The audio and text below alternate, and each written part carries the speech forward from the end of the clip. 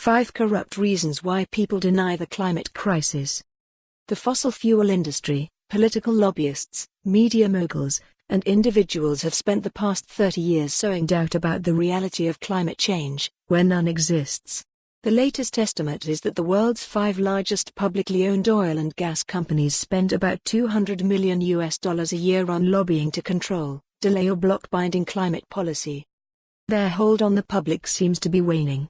2 recent polls suggested over 75% of Americans think humans are causing climate change. School climate strikes, Extinction Rebellion protests, national governments declaring a climate emergency, improved media coverage of climate change and an increasing number of extreme weather events have all contributed to this shift. There also seems to be a renewed optimism that we can deal with the crisis. Rented shoes are gross. But bowling is fun. Join us for Bowl, Amsterdam's best networking event. Yeah. But this means lobbying has changed, now employing more subtle and more vicious approaches, what has been termed as climate sadism. It is used to mock young people going on climate protests and to ridicule Greta Thunberg, a 16-year-old young woman with Asperger's, who is simply telling the scientific truth. At such a crossroads, it is important to be able to identify the different types of denial. The below taxonomy will help you spot the different ways that are being used to convince you to delay action on climate change. Science denial.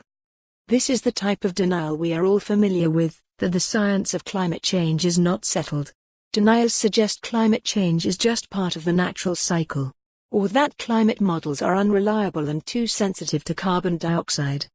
Some even suggest that CO2 is such a small part of the atmosphere it cannot have a large heating effect. Or that climate scientists are fixing the data to show the climate is changing, a global conspiracy that would take thousands of scientists in more than 100 countries to pull off. All these arguments are false and there is a clear consensus among scientists about the causes of climate change.